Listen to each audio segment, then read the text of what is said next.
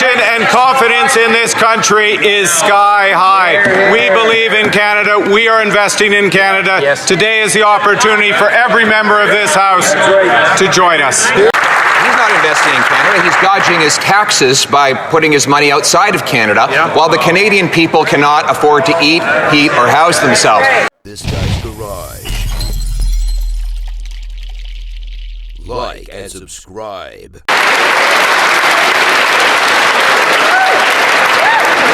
Oral questions. Questions orales. The Honourable Leader of the Opposition.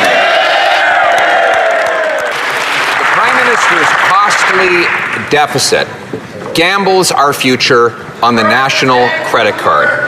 And it drives up food, housing, and tax bills. In fact, the Parliamentary Budget Officer has revealed in his recent report the Prime Minister has doubled Justin Trudeau's deficit. He's brought in the biggest deficit in Canadian history outside of the pandemic, $16 billion bigger than he promised only 7 months ago. Why is it the Prime Minister breaking his word and forcing Canadians to pay higher inflation today and higher taxes tomorrow for his costly credit card budget? The Right Honourable Prime Minister. Mr. Speaker, today is a good day. Inflation is down 2.2%. It's for almost 2 years. It's running within the Bank of Canada's target. Mr. Speaker, today this is a good month. Unemployment is down again. Jobs are up again. Mr. Speaker, today is a historic day. The Leader of the Opposition and his colleagues have an opportunity to vote for generational investment to build this economy. The Honourable Leader of the Opposition. Maybe it's a good day for him and his Brookfield buddies who are dodging their tax bills, but it's a terrible day for the Canadian people stuck paying record-high grocery bills. In fact, the Prime Minister said he'd be judged by prices at the grocery store. Today, Statistics Canada revealed that grocery price inflation is almost double the Bank of Canada's target, rising 40% faster in Canada than in the United States of America. The direct result of the Liberal industrial carbon tax on farmers, the food packaging tax, the fuel standard tax. The Prime Minister puts his budget on the national credit card. Does he expect Canadians to pay their groceries the same way? The Right Honourable Prime Minister. Mr. Speaker, the rate of inflation is down. Mr. Speaker, job creation is up. Mr. Speaker, ambition and confidence in this country is sky high. We believe in Canada. We are investing in Canada. Today is the opportunity for every member of this House to join us. The Honourable Leader of the Opposition. He's not investing in Canada. He's dodging his taxes by putting his money outside of Canada, while the Canadian people cannot afford to eat, heat, or house themselves.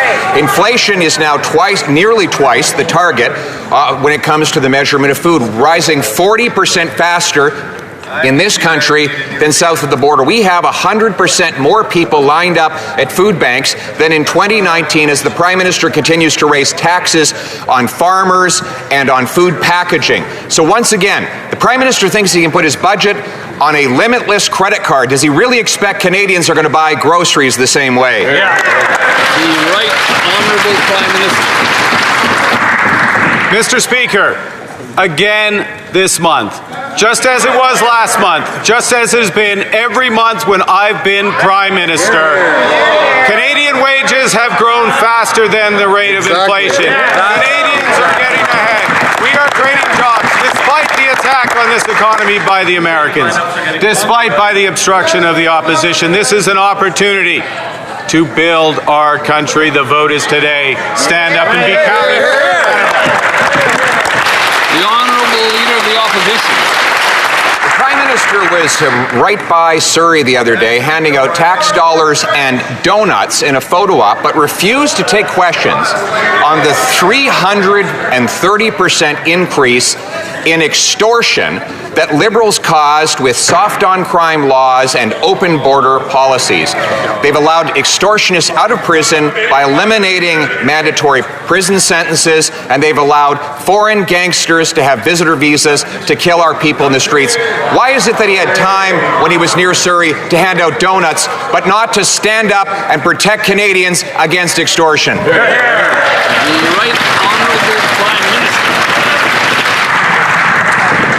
Mr. Speaker, there's an opportunity to stand up and protect Canadians against extortion, against home invasion, against gun crime, against liberals, against against online harm to children. We are putting these legislations in front of this House. The opposition has a chance to support it. We will protect Canadians. For Thornhill. Spiraling out of control, and they'll do anything to keep Canadians from noticing. Parliament's budget watchdog has found that the Prime Minister is using fiscal tricks just to hide how much money is being wasted here in Ottawa. He says there's a less than 10% chance that the Liberals will meet their own spending targets, the same targets they've blown through again and again. The warnings keep piling up. The waste keeps growing, and the government's commitment to responsibility keeps shrinking. So the real question is, what are the odds that the watchdog gets fired next, just for telling Canadians the truth? Yeah! L'honorable ministre des Finances. Mr. Speaker, it's only Monday, and we already have good news, Mr. Speaker. Inflation is down. Employment is up, Mr. Speaker. And we presented to Canadians a generational investment budget, Mr. Speaker. We're going to invest to build this country. We're going to invest to protect our sovereignty. We're going to empower Canadians. Mr. Speaker, we're going to grow this economy the second fastest rate in the G7, Mr. Speaker, because we believe in Canada, and Canadians are going to see whether the Conservative believe in Canada, because today we'll have a vote, and let's hope that we're going to walk together. Mr. Speaker, Canada needs to grow. The honourable member for Thornhill. Can't afford groceries, they can't afford rent, they can't afford their mortgages, and they want us to support the reason why. I think most Canadians would say no thanks. But back to the Parliamentary Budget Officer. Remember, this is the same watchdog who called Liberal spending stupefying, shocking, and unsustainable. Now he says the government has abandoned any restraint at all. So no wonder the Prime Minister wants him gone. How many more watchdogs, how many more damning reports will it take for this government to stop maxing out the credit card with their reckless spending? L'honorable ministre des Finances. Mr. Speaker, I know it's a big budget. I'm afraid they may have missed a chapter, Mr. Speaker. Let me help them. Someone told Kevin Page, Mr. Speaker, we serve our nation, and I quote, "We need to focus on economic growth. We need capital investment to boost innovation, improve our infrastructure, and diversify our trade. We live in dangerous times, and we must meet our NATO spending target." I believe Parliament should approve the budget plan, Mr. Speaker. That's the word of a former parliamentary budget officer, Mr. Speaker. We believe in Canada, and let's hope and let's see if the Conservative will support Canadians. The honourable member for Newmarket Aurora. The Parliamentary Budget Officer rang the alarm on Friday. He tells Canadians there's just a 7.5% chance that this Prime Minister meets his own fiscal promise. The Liberals have twisted definitions so badly, he now recommends an independent expert body to police the numbers, as he uncovered a $94 billion reallocation in the budget. And what is the Liberals' response? Not a correction, but an effort to silence the watchdog. Replace the referee rather than play by the rules. Will the Prime Minister tell Canadians why anyone should trust his fiscal rules when he has no intention of keeping them? The Honourable Minister of Jobs and Families. Mr. Speaker, I'm a member of Parliament for a region that has many small communities. And I can tell you those small communities all across Northern Ontario are looking forward to the investments this budget makes in small and rural community infrastructure, in projects like the Crawford Mine just outside of Timmins that's going to create thousands of jobs, Mr. Speaker.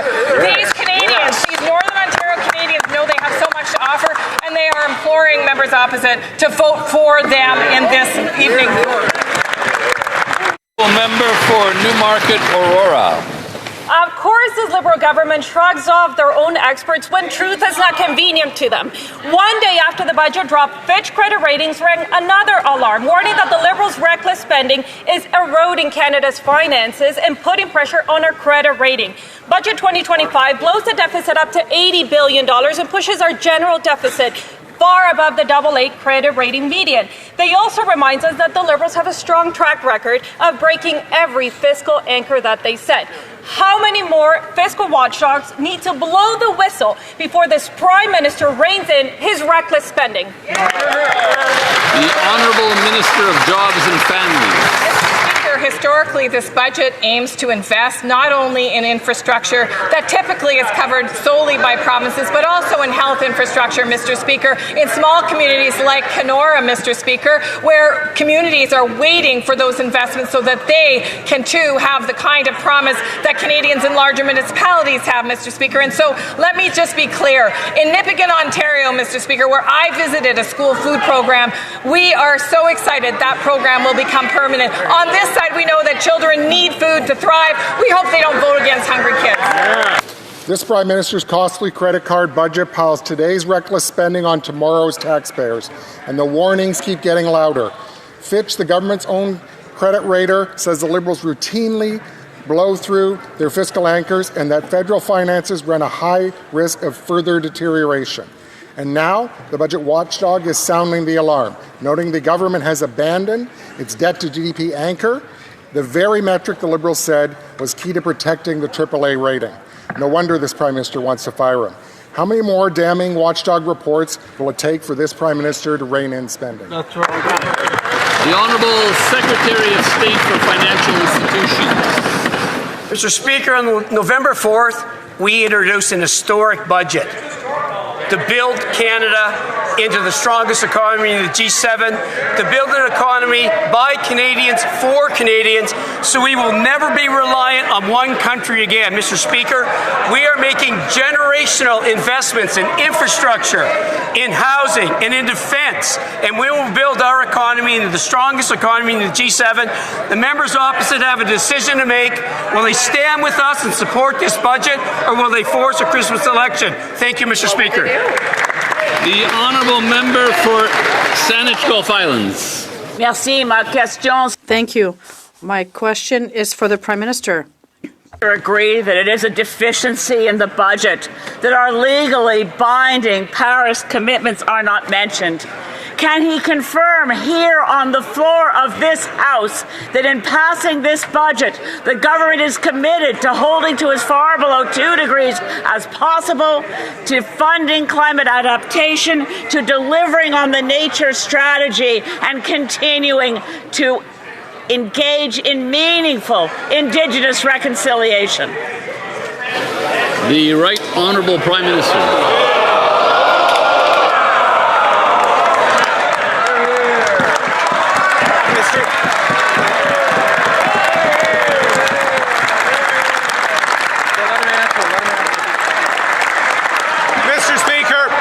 Mr. Speaker, I would like to thank the Honourable...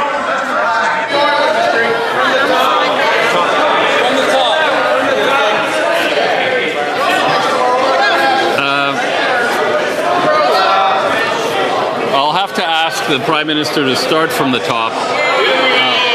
The Right Honourable Prime Minister. Thank you, Mr. Speaker.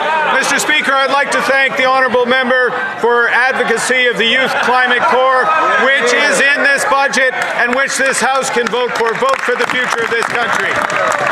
Mr. Speaker, this budget puts us on the path for real results for climate, for nature, for reconciliation. I can confirm to this House that we will respect our Paris commitments for climate change, and we're determined to achieve them.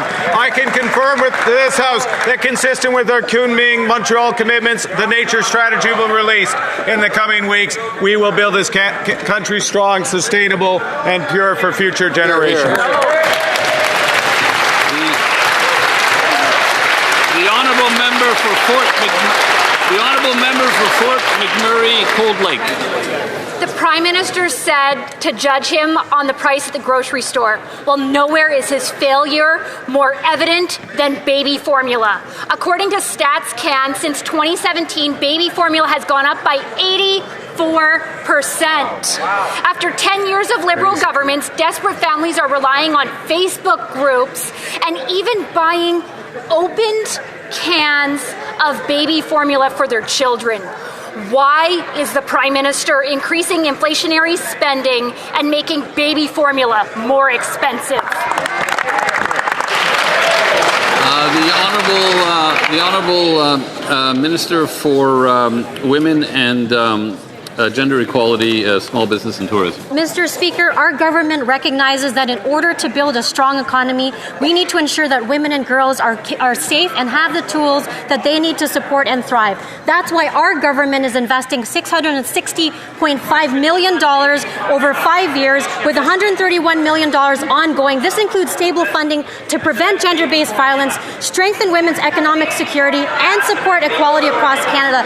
Mr. Speaker, when the Conservatives were in power, what they did was gutted women and gender equality at 40%. We saw the closure of 12 regional offices. Mr. Speaker, on this side of the House, we understand that when we invest in women, we are going to... The Honourable Member for Fort McMurray Cold Lake. Moms want to feed their own children, and they should be able to afford baby formula. Their programs were working, we wouldn't have 1 in 3 kids at food bank lines every single month. We wouldn't have 700,000 kids every single month in food bank lines. And we would not have baby formula as the #1 stolen food product in Canada. Wow. This is because of their failure. So will they end their inflationary spending so moms can afford baby formula?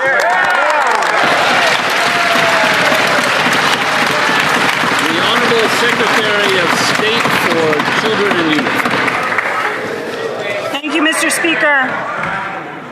We've taken action to fight food insecurity. Part of the solution is working with our provinces and territorial and Indigenous partners to ensure 400,000 more children get nutritious meals at school every year. That is why this budget will make the National School Food Program permanent. In Canada, no child should wonder at school where their next meal is coming from. When members opposite talk about food insecurity, they should start by voting for the budget. I was going to give the member a little more time, but she finished her answer, I guess. The Honourable Member for Kitchener Centre. Mr. Speaker, while families in Kitchener are increasingly using food banks at alarming rates, this government had a chance to lower food prices by scrapping the standard fuel tax. Instead, they chose to increase it by another 17 cents. This increases things like coffee, already up 34%, and beef up 16%. Shame. Why does this Prime Minister seem so determined to drive Canadians into poverty by ignoring skyrocketing food prices while he enjoys a luxury lifestyle hidden from the consequences of his own policies? The Honourable Minister of Jobs and Families. Mr. Speaker, last week we came to an agreement with Ontario to continue our work on affordable childcare in that province and all across the country, Mr. Speaker. Families are saving money. But don't take it from me, Mr. Speaker. Listen to this parent from Andrew Fleck Children's Services. We've been able to have healthier meals at home, start saving for post-secondary education. Another parent said we were able to buy a house because of the child care fee reduction. It's made a monumental difference in our lives. Mr. Speaker, if they want to help families, why don't they vote for our budget? The Honourable Member for Kitchener Centre. Mr. Speaker, in typical Liberal fashion, I asked a question on food and I got an answer on childcare, but I'm going to ask again. Why is the Prime Minister not only refusing to scrap the fuel standards tax that's driving up food prices, but actually increasing it? This will drive up the cost to grow the food, package the food, and deliver the food across this country. Does he want groceries to be a luxury item because luxury is the only thing that he knows, while everyday Canadians can't afford to put food on the table? The Honourable Minister of Jobs and Families. Well, Mr. Speaker, I guess she wasn't listening to this parent from Andrew Fleck Children's Services who said we've been able to have healthier meals at home and start saving for post-secondary education. Wow. But another mother, Mr. Speaker, from the same child care services said, I would have had to quit my job and become a stay-at-home mom, and we would not have been able to afford child care at previous prices. And go... Oh, Mr. Speaker, yeah, I know they don't really like seeing women in the workforce, but this mom talked about...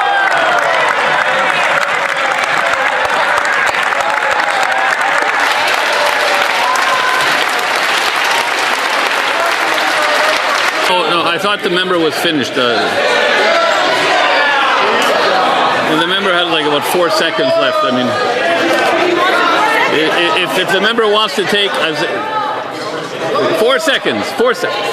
Council coverage that her job afforded. So not every has the luxury, Mr. Speaker, to stay at home. L'honorable député. The honourable member for Portneuf-Jacques-Cartier. Mr. Speaker, the Prime Minister is claiming his massive new deficit spending is an investment in the economy, but Canadians have heard this promise before, in fact, for 10 years under Justin Trudeau, who doubled the national debt, and the results were productivity flatlined, investment collapsed, and business competitiveness fell behind the U.S., which means lower wages and less opportunities for our workers. And now Canadians are hearing that same failed promise from this Prime Minister, who will add $300 billion of new debt over the next 2 years, Mr. Speaker. So why is the Prime Minister repeating a decade of failed Liberal spending promises? What are workers going to get out of it, Mr. Speaker? What is he promising them? The Honourable Secretary of State for Labour. Mr. Speaker, what we're promising is the largest infrastructure investment in Canadian history. This will create thousands of good jobs in the skilled trades, Mr. Speaker. Don't take my word for it. Iron Workers of Canada said, when Canada builds, Canadians work. LiUNA Western Canada said this budget will create thousands of great paying union jobs in Western Canada.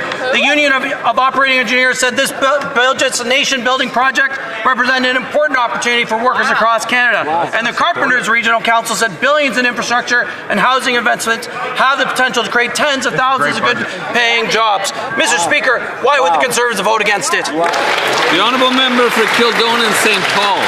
Mr. Speaker, the Liberals keep insisting that more deficit spending will strengthen our economy, but the data says quite the opposite. Despite doubling the national debt and promising Canadians it was an investment, after 10 years, Canada ranks well below the average in the world's advanced economies in productivity and business research and development investment, which again means lower wages for our workers. And now the budget watchdog is warning that the budget abandons the fiscal anchors that we need to protect our long-term sustainability. So why are the Liberals weakening our fiscal anchors when a decade of their reckless spending failed to deliver any results for our Canadian workers? The Honourable Secretary of State for Seniors. They say they are fighting for youth, but they plan to vote against a national school food program.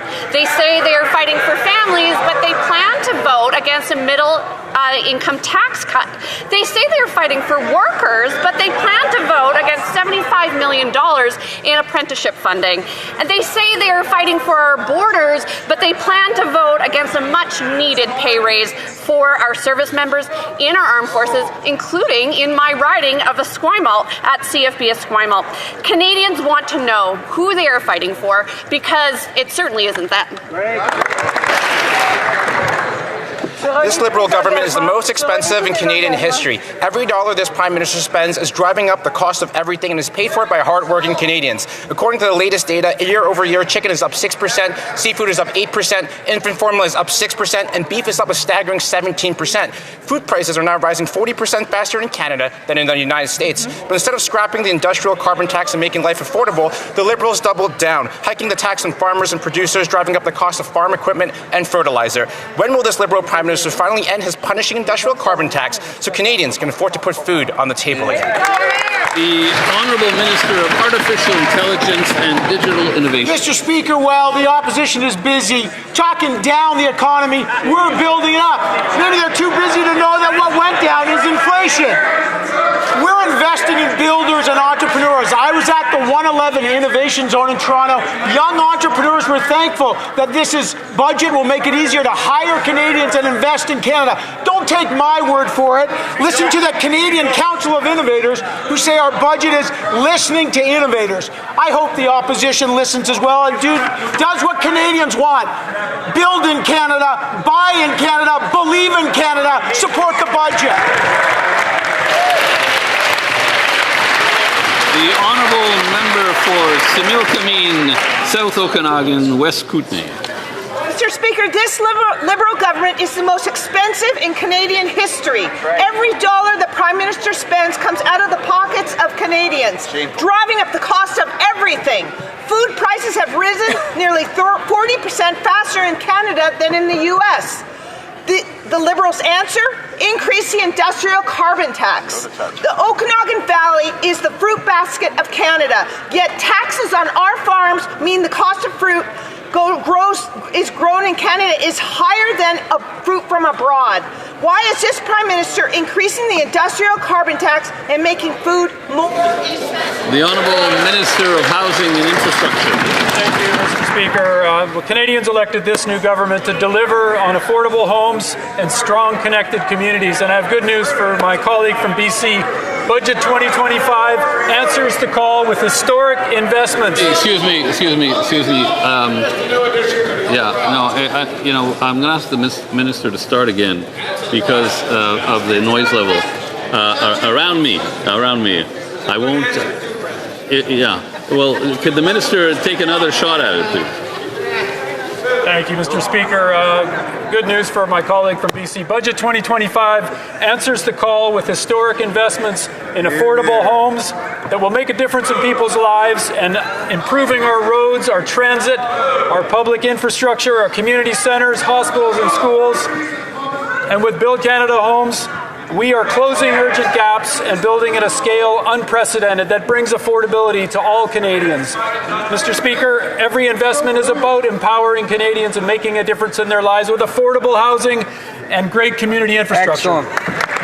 The Honourable Member for Leeds, Grenville, Thousand Islands, Rideau Lakes. This Liberal government's the most expensive in Canadian history, and everything that this Prime Minister spends comes out of the pockets of hard-working Canadians. Now let's take a look at the Liberal-appointed President of the Nuclear Safety Commission, who's racking up massive expenses for international junkets like $14,000 to Paris. Meanwhile, they're raising taxes on fuel that's going to add 17 cents a litre, and their appointees are taking limo rides. So why do Liberals get limo rides while Canadians get higher taxes from this Prime Minister and these Liberals? The Honourable Minister of Natural Resources. Mr. Speaker, what this government is doing is helping build the best nuclear system in the world. Exactly. We are building at Darlington. We just put $2 billion into building the first of a kind small modular reactors that will be exported around the world, creating Canadian jobs, Mr. Speaker. That's what we're doing. The Honourable Member for Leeds, Grenville, Thousand Islands, What they're doing is making excuses for a Liberal appointee who raised his travel budget by 85%. Well, Canadians are lined up at food banks in record numbers. These Liberals have seen, under their watch, we've seen food prices rise 40% faster than in the United States. Why is it that every time that these Liberals stand up, life gets harder for Canadians? Canadians can't afford these Liberals. They can't afford that Prime Minister, and they can't afford higher taxes. Why are these Liberals doubling down on higher prices for Canadians? The Honourable Minister of Natural Resources. Mr. Speaker, what this government is doing is doubling down on jobs for Canadians. At Darlington, we're building $12 billion, $20 billion of new SMRs, creating 20,000 new jobs, good-paying jobs, blue-collar jobs all across this country. That's what we are doing.